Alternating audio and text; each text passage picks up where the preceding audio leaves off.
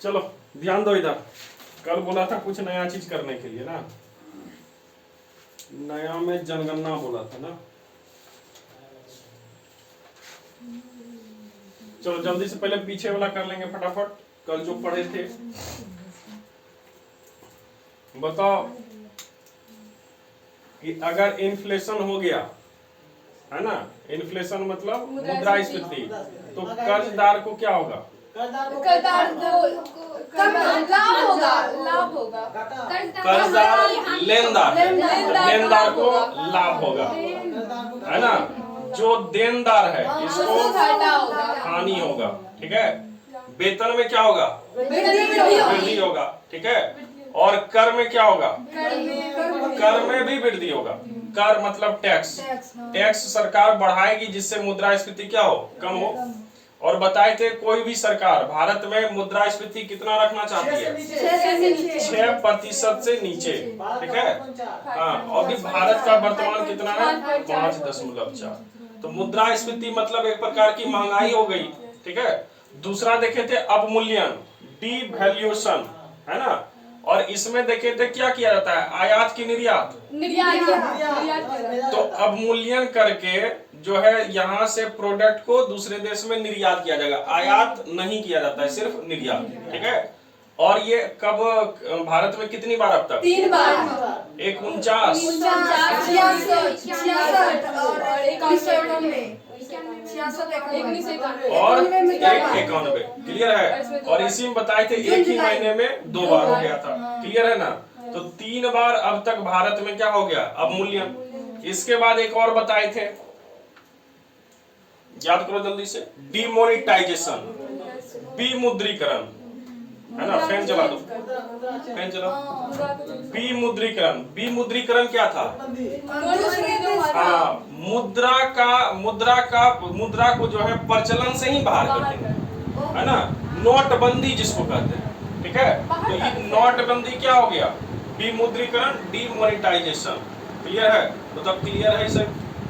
और ये विमुद्रीकरण अभी हाल में देखे थे कब? 2016 में 500 और 1000 के नोट को प्रचलन से बाहर किया गया था। चूंकि इसमें ये नहीं बताया कि भारत में कितनी बार, तो भारत में कई बार ये हो चुका है। 10 पैसा बंद हुआ, 1 पैसा ये सब बंद हुआ कि नहीं। ऐसे अगर जोड़ेंगे तो बहुत सारा हो जाएगा, इतना याद रखने की आवश्यकता नहीं है, ठीक है। ओनली लेटेस्ट याद रखिएगा क्या हुआ था। चलो अब हम लोग प्रवेश करते हैं जल्दी से जनगणना। ये इंपॉर्टेंट है, एक क्वेश्चन पिछले बार भी आया था इससे, इस बार भी आने की संभावना है, इसलिए ध्यान दीजिए।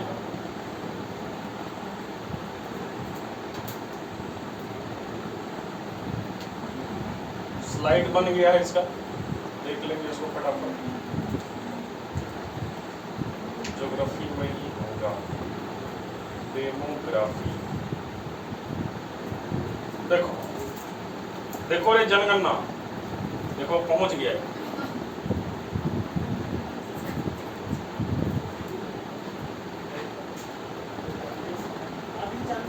जल्दी बैठो, देखिए यहाँ ध्यान दीजिएगा। देखो जनगणना क्यों किया जाता है, पिछले क्लास में बताई। सरकार अपनी नीतियों को लागू करने के लिए, चूंकि कितना जनसंख्या किसका है ये अगर पता रहेगा तो कोई भी नीति आसानी से बना सकती है, ठीक है। तो नीति बनाने के लिए लोगों को गिनना क्या है? आवश्यक है। इसलिए एक फॉर्म आया जिसका नाम क्या है? जनगणना। और जनगणना करने के बाद इधर देखिए आबादी का पता चलता है किस देश में कितनी आबादी रहती है। और अभी विश्व में भारत कितने नंबर पे आ गया है जनसंख्या?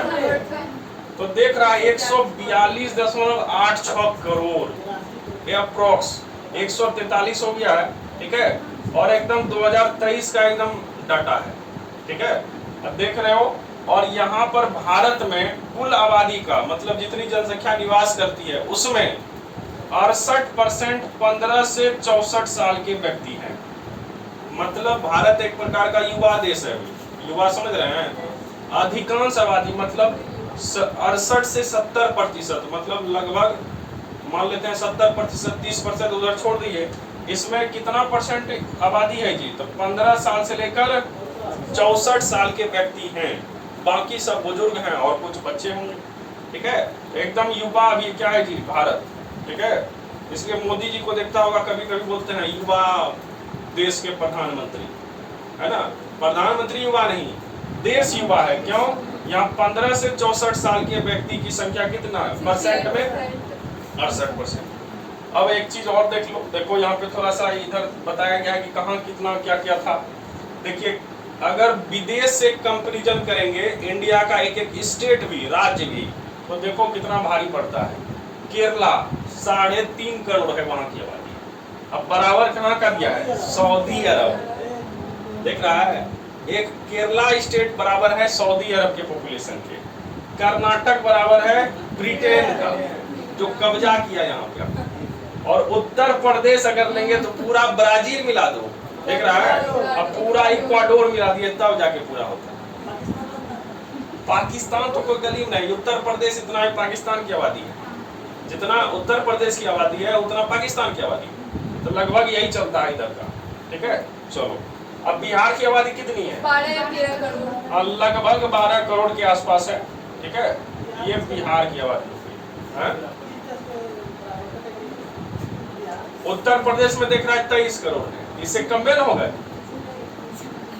आगे देखिएगा, देखो एक यूएन के द्वारा लिस्ट जारी हुआ रैंकिंग में कि कौन सा देश सबसे ज्यादा। तो देखो सबसे ज्यादा कौन देश है? 1 नंबर पे इंडिया, दूसरे नंबर पे चाइना, तीसरा यूनाइटेड स्टेट्स, अमेरिका, चौथा इंडोनेशिया, पांचवा पाकिस्तान। तो पांचवा पाकिस्तान है जनसंख्या में, ठीक है। ये अभी अर्थव्यवस्था में नहीं है, और अर्थव्यवस्था में भारत का स्थान तो 5वां, ठीक है। और हम लोग यहाँ से चलकर कहाँ जाएंगे? ये तीसरे तक जाएंगे, जनसंख्या में नहीं, किसमें? अर्थव्यवस्था में। 6ठा नंबर पे है नाइजीरिया, 7वां है ब्राजील, 8वां बांग्लादेश, 9वां इथोपिया, इथोपिया अफ्रीका वाला क्षेत्र जाएंगे, और 10वां है रसिया जो सबसे बड़ा जनसंख्या क्षेत्रफल वाला है, लेकिन जनसंख्या में कम नंबर पर 10वें नंबर पे है। तो रैंकिंग में 5 तक याद रखोगे चल जाएगा। इंडिया, चाइना, अमेरिका, इंडोनेशिया, उसके बाद पाकिस्तान। क्लियर? चलिए आगे प्रवेश करते हैं इधर जो इम्पोर्टेंट है आज का। देखो जी बहुत सारा डेट यहाँ लिखे हैं, सब डेट तुमको एकदम फिंगर टिप पर याद होना चाहिए। कौन सी जनगणना? 2011। चूंकि अभी तक जनगणना हुआ है क्या? जनगणना हुआ नहीं अभी, ये 2011 में ही हुआ था, वही आज तक हम लोग पढ़ रहे हैं, और जब तक नहीं होगा यही चलेगा, एग्जाम में यही पूछा जाएगा, ठीक है। और जनगणना जो होता है ये हमारे संविधान के अनुसार है कि नहीं? तो संविधान में आर्टिकल है 246, इसी के तहत जनगणना होता है। इसी के तहत एक जनगणना आयुक्त की नियुक्ति होती है, जनगणना आयुक्त। और इस जनगणना आयुक्त को ही हम लोग महारजिस्ट्रार कहते हैं। नाम सुना होगा महारजिस्ट्रार, महापंजीयक, नहीं सबने सुना है। तो आयुक्त को ही महापंजीयक कहा जाता है, ठीक है। और अभी वर्तमान में बता दो जनगणना आयुक्त कौन है? हाँ, मृत्युंजय कुमार, ठीक है, याद रखिएगा। अभी वर्तमान में कौन? मृत्युंजय कुमार। लेकिन जब भारत में पहली बार जनगणना स्टार्ट हुई थी तो उस समय थे हेनरी प्लाउडेन। नाम क्या है? हेनरी प्लाउडेन। और ये नियमित जनगणना का है 1881 वाला, है ना, याद रखिएगा। नाम क्या है? हेनरी, कहेगा भारत के पहले जनगणना आयुक्त हेनरी प्लाउडेन, है ना। अभी कौन है? तो मृत्युंजय कुमार, ठीक है। लेकिन पूछेगा बताओ 2011 में कौन थे? 2011 में जब जनगणना हुई, हाँ, तो नाम था उसका सी चंद्रमौली, चंद्रमौली, है ना। नाम क्या है? सी चंद्रमौली। ये 3 याद रखना, एक मृत्युंजय कुमार, चंद्रमौली और हेनरी प्लाउडेन। कहेगा हेनरी प्लाउडेन कब थे? हाँ, तो पहली जो जनगणना हुई थी जो नियमित चला, है ना, 81 से ये, और इस समय थे हेनरी प्लाउडेन। वर्तमान में कौन है? मृत्युंजय कुमार। और 11 में कौन थे? सी चंद्रमौली। क्लियर है? किस एक्ट के तहत होता है? 246। क्लियर? अब देखो ये एक्ट होता है, लेकिन ये जो जनगणना विषय है, सब्जेक्ट है, ये कहाँ रहता है? कहाँ का सब्जेक्ट है? किस सूची का सब्जेक्ट है? जल्दी बता दो। तो याद करो, बताए थे 3 सूची, संघ सूची, राज्य सूची, समवर्ती, एक लास्ट में अवशिष्ट भी था। इसमें बताए तो जो संघ सूची है, केंद्र सूची, इसी का ये जनगणना सब्जेक्ट है। मतलब जनगणना के ऊपर कोई भी कानून बनाना है, इसके आयुक्त की नियुक्ति करना है, कुछ भी करना है, कौन करेगा? केंद्र सरकार। जब तक केंद्र सरकार नहीं चाहेगी तब तक जनगणना नहीं होगा, इसलिए अभी तक टाला जा रहा है। बात समझ गए? तो याद रखिएगा, जनगणना किस सूची का है? संघ सूची का सब्जेक्ट। कोई तरह की दिक्कत? अच्छा, जनगणना किसके द्वारा करवाया जाता है? इसके हेड कौन होते हैं?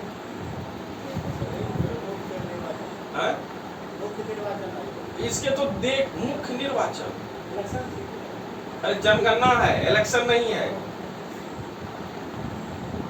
जनगणना का जो होता है विभाग जो है, इसमें तो आयुक्त हुए, लेकिन आयुक्त के भी हेड कौन होते हैं? गृह मंत्री। याद रखिएगा, ये सब गृह मंत्रालय के द्वारा आएगा। किसके द्वारा? गृह मंत्रालय, होम मिनिस्टर अमित शाह इसके करवाने वाले सूत्रधार। मतलब क्लियर है?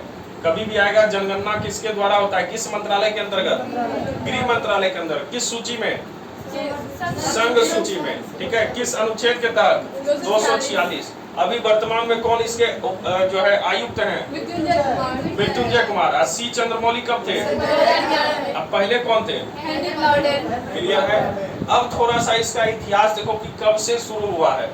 तो भारत में पहली बार जनगणना की स्टार्टिंग 72 में। तो जम्बे करते हो किसके समय में? Lord Mayo. तो 72 हो गया। लेकिन 81 से नियमित जनगणना शुरू हुआ, और प्रत्येक कितने साल में? प्रत्येक 10 वर्ष में। ये 10वीं जनगणना है जो प्रत्येक 10 साल में चलेगा। और इस समय गवर्नर कौन थे? Lord Ripon. और इसी समय ये बने थे कौन? हेनरी प्लाउडेन, पहले जनगणना आयुक्त। क्लियर है? अब चलिए 1936 ही देख रहे हो। 36 में क्या हुआ था? बिहार से उड़ीसा अलग हो, सिक्किम जा रहे हो, है ना? क्योंकि इसी के साथ हम बिहार भी कर रहे हैं, बिहार भी बोला था ना, तो बिहार का भी लिख दिए सब चीज। तो बिहार से उड़ीसा अलग होने के बाद, अलग कब हुआ? 36 में। 41 में बिहार में पहली बार जनगणना हुई थी। जान लीजिएगा, अगर कहेगा बिहार में जनगणना पहली बार कब? 41 में। क्यों? तो 36 में अलग हुआ था, 41 में हो गया जनगणना। तो पहली जनगणना बिहार में 41। उसके बाद 21 क्या है, ये भी इंपॉर्टेंट है। देखो, जब 10वीं जनगणना 81 से शुरू हुआ, ठीक है, तो प्रत्येक 10 साल में होना शुरू हो गया। और जब 21 में जनगणना हुआ तो पता चला कि जो 1911 में जनगणना में जितनी जनसंख्या थी, उसमें एकाएक 1921 में कमी आ गई। क्या आ गई? कमी आ गई, एकाएक कमी आ गई। आमतौर पर ऐसा नहीं होता था। जनगणना हमेशा क्या होगा? पिछले वर्ष के बनिस्पत अगले वर्ष वृद्धि हो जाएगा। लेकिन इस 21 में क्या हुआ? एकाएक क्या हो गया? कमी दर्ज किया गया। और इसके कारण इसको महान विभाजन वर्ष की संज्ञा दी गई। क्या दिया गया? महान विभाजन वर्ष। कई बार एग्जाम में यही सब आ चुका है कि किस वर्ष को महान विभाजन वर्ष कहा जाता है? 1921। क्यों कहा गया? कि जनगणना में एकाएक कमी दर्ज हुई, इसलिए इसको महान। मतलब क्लियर है? इसके बाद जैसे ही फिर 10वीं जनगणना आगे बढ़ा आजादी के बाद 51 में, तो इसमें अप्रत्याशित वृद्धि हो गई, है ना? तो एक बार कमी, 51 में वृद्धि। तो इसको हम लोग लघु विभाजन वर्ष के नाम से जानते हैं। ध्यान देना, एक क्या हो गया? महान विभाजन वर्ष। ठीक है। और दूसरा लघु विभाजन वर्ष। किसको? 2000 1951। और 1921 को लघु, 21 को महान, 51 को लघु विभाजन। क्लियर है? ध्यान देना इधर। और 2045 क्या है? तो चूंकि जब जनगणना हुई तो जनगणना अधिनियम एक आया था 2000 में बना था, 2000 ईस्वी में जनगणना अधिनियम। और इस अधिनियम के तहत कहा गया कि 2045 तक हम लोग को क्या करना है? जनगणना में स्टेबिलिटी लाना है, स्थिरता। मतलब बढ़ना अब नहीं है, क्योंकि बढ़ के कितना चले जाओगे अब? बात समझ रहा है? चीन भी पार कर दिया। तो लक्ष्य कब तक रखा गया कि जनगणना स्थिर हो जाएगी? 2045 मतलब 45 आते आते अब जनगणना बढ़ेगा नहीं, ये लक्ष्य रखा गया था। किस अधिनियम के तहत? 2000 में जनगणना अधिनियम आया था, इसी के तहत। ठीक है, बताओ क्लियर है? अब चीज ध्यान देना इधर देखिए, जब नियमित जनगणना शुरू हुई कब से? 81। तो 81 से लेकर 11 तक, 81 से लेकर 11 तक ये जो हाँ, तो विश्व में भी जनगणना होता है और यूएनओ के द्वारा एक जनगणना दिवस भी घोषित किया गया। जनगणना दिवस कब होता है? विश्व जनगणना दिवस, हाँ ध्यान देना, वर्ल्ड डेमोग्राफी डे 11 जुलाई को विश्व जनगणना दिवस के रूप में मनाते हैं। ठीक है, एकदम याद रखना, कई बार ये भी पूछ चुका है कि विश्व जनगणना दिवस का 11 जुलाई को मनाया जाता है। बताओ क्लियर है कहानी? आगे बढ़ते हैं। जनगणना तुम्हारा इधर का खत्म। अगला देखो इधर, कहां पर कितनी जनसंख्या है, जो तुम्हारे क्वेश्चन में आता है। देखो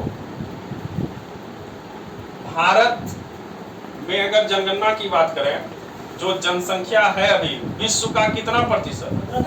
17.5%। मतलब विश्व की जनसंख्या का कितना प्रतिशत भारत में? 17.5% जनसंख्या यहाँ निवास करती है। ठीक है, और अगर बिहार की बात करें तो 8.6%। बिहार में कितना है? 8.6%। क्या विश्व का? भारत का लिए है, विश्व का लोग बिहार में। ध्यान दो, कहेगा विश्व की जनसंख्या का कितना प्रतिशत भारत में जनसंख्या? 17.5। लेकिन बिहार में तो भारत का कितना है? 8% यहाँ पे जनसंख्या निवास करती है। क्लियर है? दूसरा बात आया, यहाँ पे भारत में कुल कितने पुरुष हैं? तो 100 में 51% पुरुष, 48% महिला है। कई बार ये भी आंकड़ा पूछ देता है कि महिलाओं की परसेंटेज कितना है। ठीक है, और जब यहाँ जाएंगे, यहाँ कहाँ? बिहार में, तो बिहार में भी उसी प्रकार से चलेगा, पुरुष ज्यादा और महिला कम। इससे ये भी पता चलता है कि भारत क्या है? पुरुष प्रधान देश। क्योंकि पुरुष की अधिकता है ना, इसलिए क्या है? पुरुष प्रधान देश। अब ध्यान दो इधर पे, देखो भारत में अगर कहेगा कि सबसे अधिक जनसंख्या कहाँ है भारत में? उत्तर प्रदेश। ये फर्स्ट नंबर पे आता है, उत्तर प्रदेश। उत्तर प्रदेश के बाद दूसरे नंबर पे महाराष्ट्र। ध्यान दो, जनसंख्या में भारत में पहले नंबर पे, दूसरे नंबर पे महाराष्ट्र, तीसरे नंबर पे ये अपना बिहार आता है। ठीक है, तो हाँ चौथा आ जाएगा तो बंगाल। ठीक है, तो याद रखिएगा पहले नंबर पे कौन? उत्तर प्रदेश, दूसरे नंबर पे महाराष्ट्र और तीसरे नंबर पे तो बिहार की पारी है। किसमें? जनसंख्या में। और सभी चीज में नीचे से फर्स्ट है। ठीक है, ध्यान देना, और भी जितना चीज होगा, चाहे अगर साक्षरता में पूछ लिया तो नीचे से पहले नंबर, नीचे से फर्स्ट। ठीक है, तो ये इधर बिहार का कैटेगरी है। क्लियर है? अब ध्यान दो, तो सबसे ज्यादा जनसंख्या भारत में उत्तर प्रदेश और सबसे कम सिक्किम। सिक्किम, क्योंकि सिक्किम में क्यों? तो सिक्किम पहाड़ी एरिया है। अब पहाड़ी एरिया में उतना जनसंख्या निवास नहीं करेगी। ठीक है, इसके सबसे कम जनसंख्या कहाँ? सिक्किम। सबसे ज्यादा आगे देखिए, अगर बिहार में पूछा जाएगा तो बिहार की राजधानी पटना, तो सबसे ज्यादा जनसंख्या वहीं निवास करती है, पटना। कभी गए हुए कितना कंजेस्टेड इलाका है, देखकर मिला है ना। उसके बाद सबसे कम आएंगे बिहार में, तो वो है शेखपुरा। याद है? पूरा पूरा काट देंगे, है ना। और यही था बेगूसराय, बिग भी दिए थे। शेखपुरा बेगूसराय याद है कि नहीं जी? राज्य जिला जी, है ना। तो देखो ये पटना क्या है? सबसे अधिक यहाँ पे जनसंख्या बिहार में निवास करती है और सबसे कम कहाँ? ये शेखपुरा। ये शेखपुरा जो है बिहार का, ये सबसे गर्म भी है। किसके बाद? गया के बाद, है ना। पहाड़ी क्षेत्र यहाँ थोड़ा सा ज्यादा है। ठीक है, तो याद रखिएगा कौन सा क्षेत्र है? शेखपुरा। और यहाँ पे सबसे ज्यादा में पटना। क्लियर है? पहाड़ी क्षेत्र होने के कारण जनसंख्या यहाँ भी कम। अब दूसरा आते हैं कि सबसे ज्यादा ग्रामीण जनसंख्या कहाँ निवास करती है? तो सबसे ज्यादा ग्रामीण कहाँ है? हिमाचल प्रदेश में। कहाँ पे? हिमाचल प्रदेश। हिमाचल प्रदेश चूंकि ये भी थोड़ा सा हो जाता है कहाँ पे? पहाड़ी, ठीक है। और वहां की सरकार पता नहीं क्या है, ज्यादा विकास नहीं हो पाया इधर हिमाचल में। अब तुम उसको विकास को क्यों देख रहे हो? विकास विकास नहीं करेगा। और हिमाचल प्रदेश के मुख्यमंत्री कौन है, जल्दी बता दो। और राज्यपाल शिव प्रताप। चलो ठीक है। तो ग्रामीण जनसंख्या सर्वाधिक भारत में कहाँ पे? गांव। सबसे ज्यादा गांव कहाँ मिलेगा? हिमाचल में। और सबसे ज्यादा शहरी गोवा है, छोटा लेकिन मॉडर्नाइज हो गया है, सिंगापुर ऐसा, ठीक है। तो शहरी यहाँ पे। लेकिन बिहार में आएंगे ग्रामीण कहाँ पे? गांव। समस्तीपुर में ज्यादा गांव मिलेगा। समस्तीपुर कहीं होगा किसी का रिलेशन? घरे है गाँव जी, है ना। तो समस्तीपुर में सबसे ज्यादा गांव। और पटना में सबसे ज्यादा तो शहर होगा, ठीक है।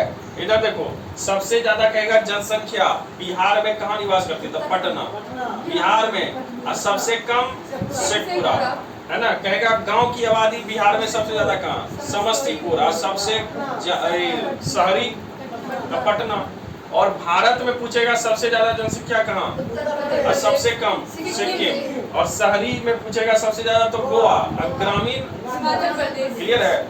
चलिए अगला देखिए, ये दशकीय वृद्धि, ये भी ध्यान रखना, ये कई बार आ जाता है क्वेश्चन में। परसेंटेज वृद्धि सबसे ज्यादा किस राज्य में है, ये भी पूछा जाता है। तो भारत में सबसे ज्यादा जो वृद्धि, जनसंख्या में वृद्धि दर्ज की गई कहाँ पे?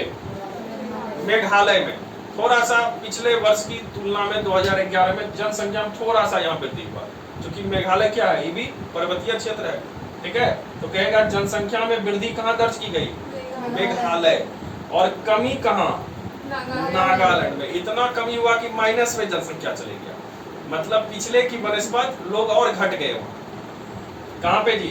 नागालैंड में। क्लियर है। तो कहेगा जनसंख्या में 10 की वृद्धि कहाँ दर्ज की गई? मेघालय में। और कहाँ कमी हो गई? फिर ऐसे ही चलेंगे बिहार में। तो बिहार में जो है वृद्धि मधेपुरा, है ना, नाम सुना होगा ना, मधेपुरा। और ये मधेपुरा में वृद्धि। और गोपालगंज में कमी दर्ज की गई, ठीक है। तो मधेपुरा और गोपालगंज किसके लिए? 10 वृद्धि के लिए। क्लियर है। चलो अगला निकालें। देखो लिंगानुपात, इससे क्वेश्चन आया था शायद, लिंगानुपात से क्वेश्चन आता है। लिंगानुपात और शिशु लिंगानुपात दोनों से क्वेश्चन आता है। देखो लिंगानुपात क्या है?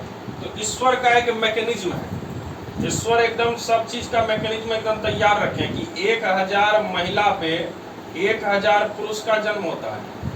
लेकिन हम लोग मानवीय हस्तक्षेप करके पुरुष तो ठीक ठाक रखते हैं, महिला का जो है रेशियो खत्म कर देते हैं, करते हैं ना।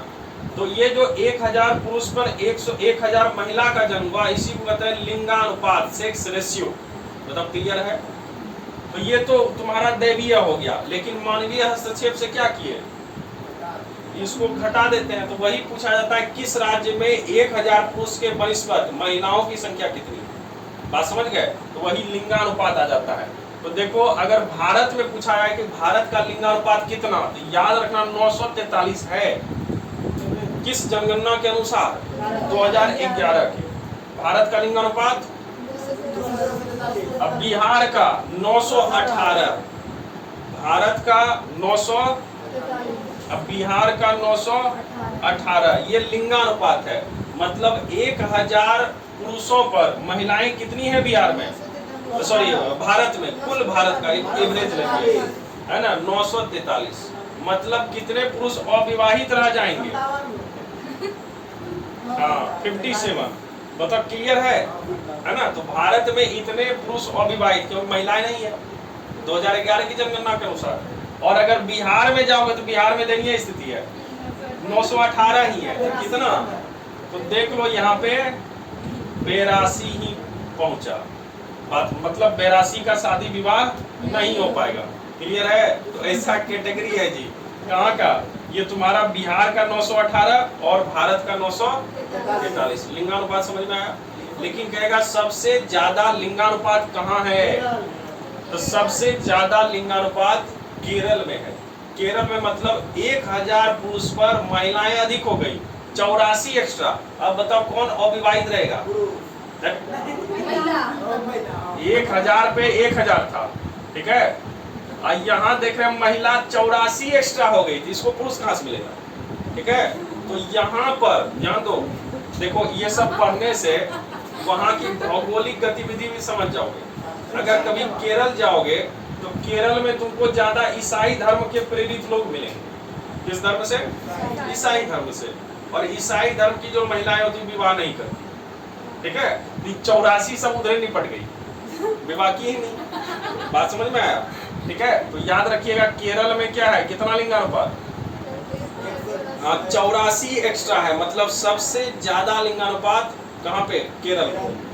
और लिंगानुपात ज्यादा होने का कारण एक होता है साक्षरता।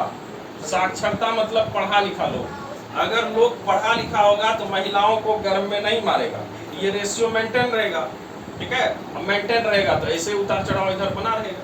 बताओ क्लियर है? तो सबसे ज्यादा कहाँ पे?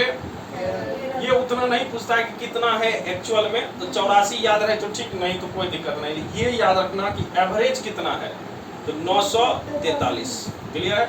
और सबसे कम कहाँ बताए थे? सबका जड़ एक ही है, हरित क्रांति। यहाँ वन भी क्या था? कम था। कारण क्या है? हरित क्रांति। यहाँ पे महिला भी कम है बहुत, देखो कितना कम है, 879 है। कितना रहेगा जी इसमें, समझ सकते हो? तो यहाँ महिलाएं भी कम है। कारण क्या है? हरित क्रांति। क्यों हरित क्रांति? क्योंकि यहाँ पे हरित क्रांति किया और खेत में सबसे ज्यादा काम कौन कर सकता है? पुरुष। इसलिए जो है यहाँ पे मानवीय हस्तक्षेप खूब हुआ है ना, महिला को जन्म ही नहीं होने देता था, गर्भ में ही खत्म। ये बहुत प्रचलन था, अभी भी व्याप्त है इधर। बात समझ रहे हो ना? तो सबसे कम लिंगानुपात कहाँ पे? हरियाणा। सबसे ज्यादा लिंगानुपात कहाँ पे? केरल में। कोई तरह की दिक्कत? और दोनों में यहाँ वन भी कम है और लिंगानुपात भी कम है। कारण क्या है? हरित क्रांति। मतलब क्लियर है? अगला देखिए, बिहार में जब आएंगे तो सबसे ज्यादा है गोपालगंज, है ना, मतलब शिक्षित है थोड़ा सा ही जिला, तो गोपालगंज में सबसे ज्यादा। अब मुंगेर में सबसे कम। क्यों मुंगेर में सबसे कम? गुंडा है। तुमको बताए थे मुंगेर में गोला बारूद कारखाना, अब गोला बारूद कौन चलाएगा? बात समझ सकते हो? तो यहाँ मुंगेर में महिला की संख्या घट गई, पुरुष की संख्या ज्यादा, तो लिंगानुपात यहाँ पे क्या हो गया? सबसे कम। बताओ क्लियर है? गोपालगंज में ज्यादा, मुंगेर में कम। और ऑल ओवर बिहार में 918। याद रखिएगा, ऑल ओवर भारत में कितना है लिंगानुपात? 943, बिहार में 918। ये भी इंपॉर्टेंट है, शिशु लिंगानुपात। ये क्या होता है? तो ये 0 से चलेगा और 6 साल के बच्चे, है ना, 0 से लेकर 6 साल के बच्चे का भी एक सेक्स रेशियो होता है ना। इसमें भी 1000 महिलाओं पर कितना? 1000 पुरुष का बच्चे का जन्म होता है। अब उसमें से कोई बीमारी से मर गया या किसी मानवीय हस्तक्षेप से मरे तो इसमें भी क्या होगा? डिसबैलेंस होगा। और इसी को हम लोग क्या कहते हैं? शिशु लिंगानुपात। अगर भारत में पूछा जाए लिंगानुपात कितना है एवरेज, तो देखो इसका इधर आ गया 918। जो बिहार में था क्या लिंगानुपात 918, वो भारत का शिशु लिंगानुपात है 918 के बराबर, ठीक है। और जब बिहार में जाएंगे तो कितना है? 935। बिहार का कुछ मतलब यहाँ पे शिशु ज्यादा मरता नहीं है ना, 935 है, कुछ ठीक ठाक है।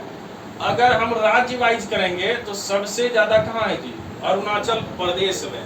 कितना? 972।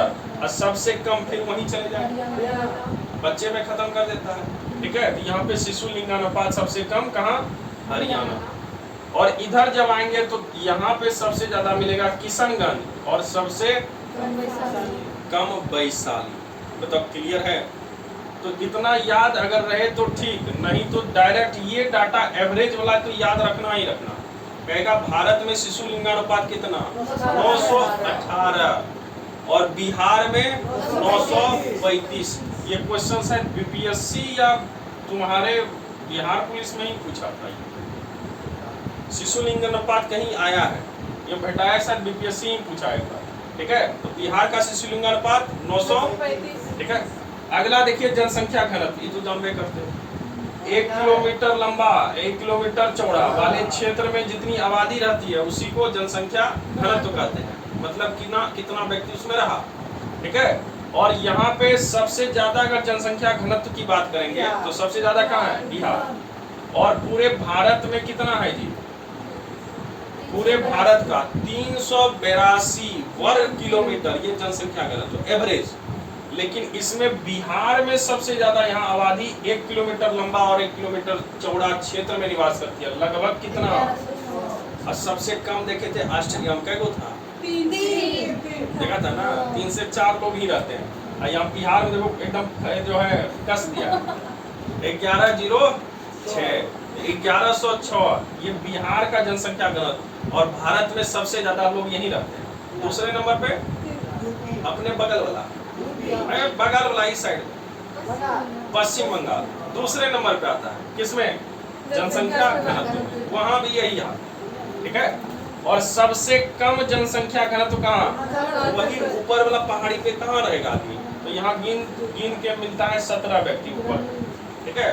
कभी कभी वो सबका वीडियो देखा करो, अरुणाचल प्रदेश के लोग कैसे रहते हैं, ठीक है ना।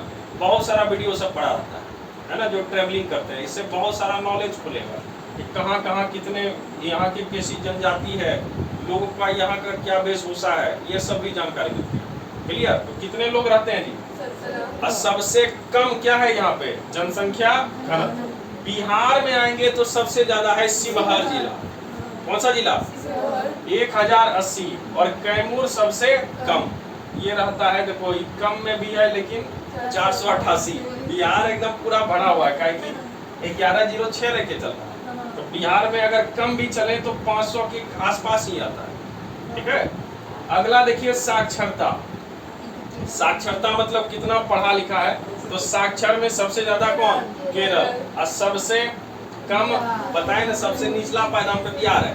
बिहार नीचे से टॉप है किसमें? पढ़े लिखे साक्षरता, ठीक है। और ओवरऑल कहेगा बिहार भारत में कितने प्रतिशत साक्षरता है? तो 73।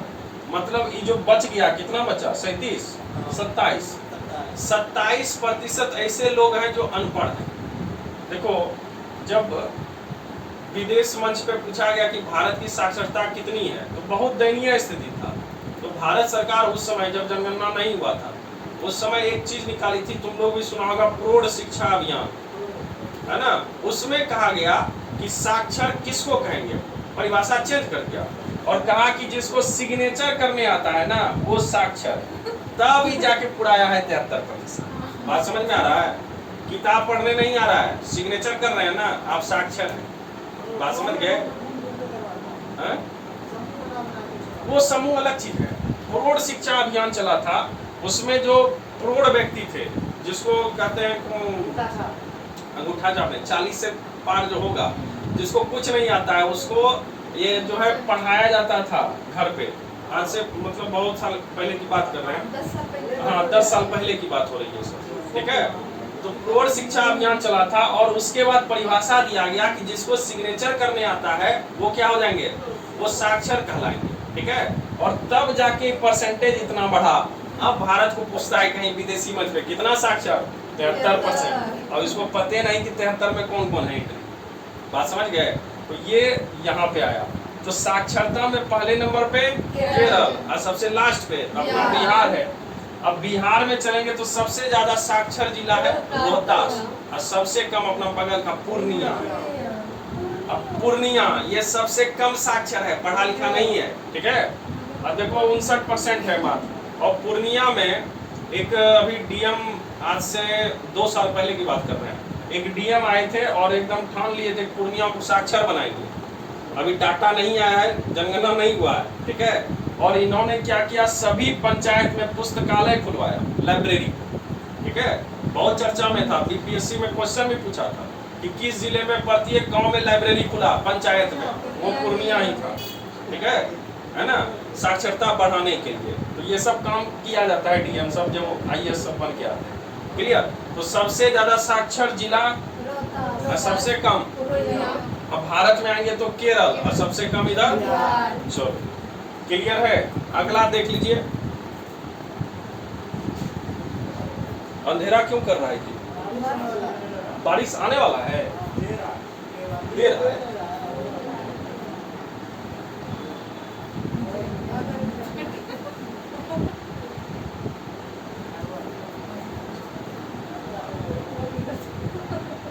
तो जिसका घर दूर था आया क्यों? वीडियो तो मिल ही जाता, काहे आ गई? सौरभ क्या किया? जबरदस्ती खींच लिया। चलो ध्यान दो इधर। अब देखो साक्षरता में देखेंगे पुरुष साक्षरता और महिला दोनों को सेपरेट करके। तो पुरुष में भी कहाँ जाएगा? केरल। महिला में भी केरल ही लेगा। आज जब आएंगे न्यूनतम में तो बिहार साक्षरता में बिहार पायदान पकड़ा हुआ है, ठीक है, ज्यादा चीज कुछ नहीं करना है। लेकिन यहाँ जाएंगे बिहार में तो रोहतास टॉप पे था, तो पुरुष में भी टॉप पे रहेगा, महिला में भी टॉप पे रहेगा।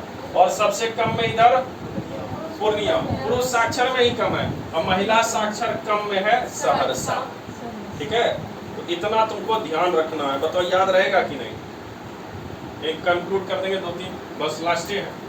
देखो हिंदू जनगणना जब हुआ था 11 में, तो किस धर्म के अनुयायी कितने प्रतिशत हैं, ये भी आंकड़ा निकल के आया था, ठीक है। हिंदू की जनसंख्या कितनी है?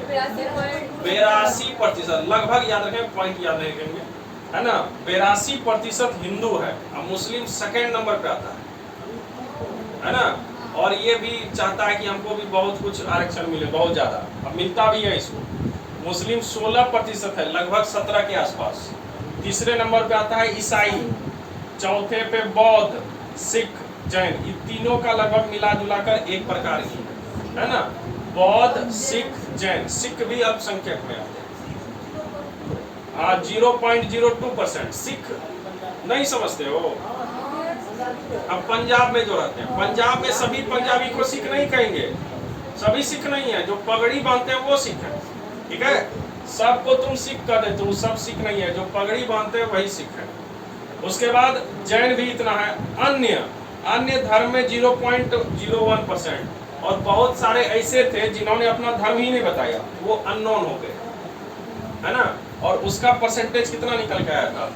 0.24%। तो ये था तुम्हारा जनगणना का कहानी। जल्दी से एक बार फटाक से इधर पीछे कर लेते हैं, जो इम्पोर्टेंट है तुमको एग्जाम में जो आएगा।